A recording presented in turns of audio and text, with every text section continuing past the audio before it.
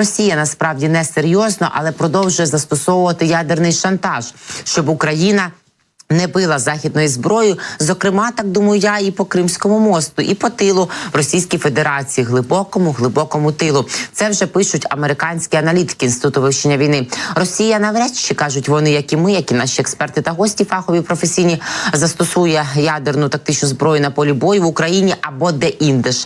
Шанси просто до мінус нуля майже рухаються, тому що попри хворобливість, як каже Ігор Яковенко, російський опозиційний журналіст, є кнопка стримування дурака і механізми і методи стримування одного. Не може одна людина навіть в Російській Федерації, як би це не дивно, принаймні поки. Хто його знає, що він утне після цієї своєї так званої інавгурації, окрім того, що мобілізацію точно посилить і проведе якісь кадрові перестановки. Але станом на зараз не може одна людина ухвалювати рішення, ну як людина, там нема людей, один суб'єкт на території Російської Федерації щодо застосування ядерної зброї. На це потрібна і згода генералів. Про це говорив і Радослав Сікорський, міністр закордонних справ Польщі, що генерали постануть перед вибором, чи прибирати Путіна, чи прибирати себе, і все зживе з лиця цієї землі. Тож навряд чи хтось там піде на застосування навіть тактичної ядерної зброї. А чому ж Росія активізує погрози застосування тактичної ядерної зброї? А для того, щоб змусити західних лідерів обмежити військову підтримку України, а також домогтися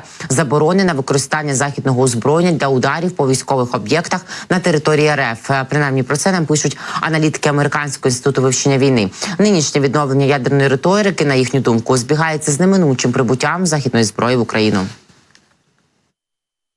Російські офіційні особи, ймовірно, використовують інформаційну операцію про ядерну зброю, щоб відмовити західних партнерів України від надання додаткової військової підтримки і налякати західних політиків, щоб вони не дозволили українським військам використовувати надані Заходом системи для атак на законні військові об'єкти в Росії. Таким чином, росіяни активізують кампанію рефлексивного контролю, який є ключовим елементом російського інструментарію гібридної війни. Це тактика, яка спирається на формування супротивника за допомогою цілеспрямованої риторики та інформаційних операцій таким чином, щоб супротивник добровільно вчинив дії, вигідні Росії. Російські війська беруть участь у звичайних ядерних навчаннях в рамках цієї ширшої інформаційної операції з ядерної риторики. Але Інститут вивчення війни продовжує оцінювати, що Росія навряд чи застосує тактичну ядерну зброю на полі бою в Україні або де-інде. Безрозсудна та безвідповідальна такої є риторика РФ щодо ядерки, однак Сполучені Штати Америки також не бачать ознак, що Росія збирається застосувати ядерну зброю.